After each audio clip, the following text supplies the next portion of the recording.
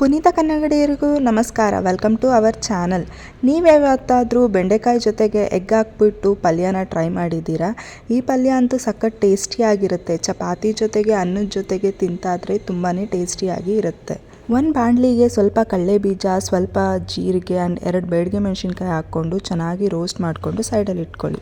ಅದೇ ಬಾಣಲಿಗೆ 2 ಸ್ಪೂನ್ ಎಣ್ಣೆ, 1 ಸ್ಪೂನ್ ಜೀರಿಗೆ, 2 ಹಸಿಮೆಣಸಿನ್ಕಾಯಿ, ಸ್ವಲ್ಪ ಕರಿಬೇವು ಹಾಕ್ಕೊಂಡು ಅದು ಚಿಟಪಟ ಅನ್ನೋವರೆಗೂ ವೆಯ್ಟ್ ಮಾಡಿ. ಅದಾದಮೇಲೆ ಉದ್ದಾಗಿ ಹೆಚ್ಚಿರುವ 1 ಈರುಳ್ಳಿನೂ ಅದಕ್ಕೆ ಹಾಕ್ಕೊಂಡು ಚೆನ್ನಾಗಿ ರೋಸ್ಟ್ ಮಾಡ್ಕೊಳ್ಳಿ. ಈರುಳ್ಳಿ ರೋಸ್ಟ್ ಹೇಗಾಗಬೇಕು ಅಂದರೆ ಫುಲ್ ಕೆಂಪಗಾಗಬೇಕು. ಈರುಳ್ಳಿ ನಾವೆಷ್ಟು ರೋಸ್ಟ್ ಮಾಡ್ತಿರೋ ಈ ಪಲ್ಯ ತುಂಬಾ ಚೆನ್ನಾಗೇ ಆಗುತ್ತೆ. ಈರುಳ್ಳಿ ಚೆನ್ನಾಗಿ ರೋಸ್ಟ್ ಆದಮೇಲೆ ಹೆಚ್ಕೊಂಡಿರೋ ಬೆಂಡೆಕಾಯಿನೂ ಹಾಕ್ಕೊಂಡು ಚೆನ್ನಾಗಿ ಅದರಲ್ಲಿರೋ ಗಮ್ಮ ಅಂಶ ಎಲ್ಲ ಹೋಗಬೇಕು. ಆ ಥರ ಚೆನ್ನಾಗಿ ಹುರ್ಕೊಳ್ಬೇಕು.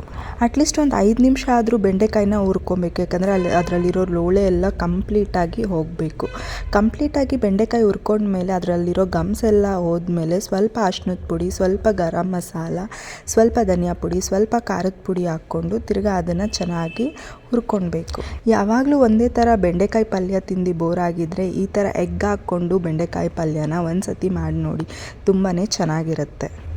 ಬೆಂಡೆಕಾಯಿಗೆ ಮಸಾಲೆ ಎಲ್ಲ ಹಾಕಿ ಹುರ್ಕೊಂಡ್ಮೇಲೆ 2 ಎಗ್ಗನ್ನು ಹಾಕ್ಕೊಂಡು ಚೆನ್ನಾಗಿ ಅದನ್ನು ಹುರ್ಕೊಳ್ಬೇಕು. ಎಗ್ ಹಾಕಿದ ತಕ್ಷಣ ಬಾಣಲಿ ತಳ ಹಿಡಿಯೋಕ್ಕೆ ಸ್ಟಾರ್ಟ್ ಆಗುತ್ತೆ. ಸೊ ಹಾಗಾಗಿ ನೀವು ಕೈನ ಆಡಿಸ್ತಾನೆ ಇರಬೇಕು.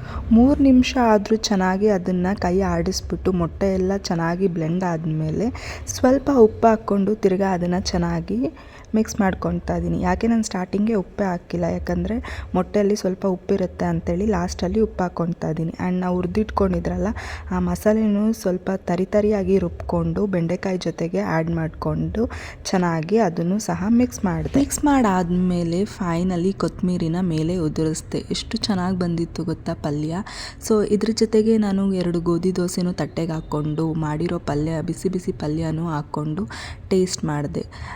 ಪಲ್ಯ ಮಾತ್ರ ಸೂಪರಾಗಿತ್ತು. ಯಾವತ್ತೂ ನಾನು ಟ್ರೈ ಮಾಡಿಲ್ಲ ಬೆಂಡೆಕಾಯಿ ಜೊತೆಗೆ ಎಗ್ ಹಾಕಿ, ಬಟ್ ಈ ಪಲ್ಯ ಅಂತೂ ಸಖತ್ತಾಗಿತ್ತು. ನಿಜವಾಗ್ಲೂ ಇವಾಗೂ ನನಗೆ ನೋಡ್ತಾ ಇದ್ರೆ ತಿನ್ನಬೇಕು ಅಂತ ಅನಿಸ್ತಾ ಇತ್ತು. ಈ ಪಲ್ಯನ ಒಂದು ಸತಿ ಆದರೂ ಟ್ರೈ ಮಾಡಿ ನೋಡಿ. Okay, thank you for watching.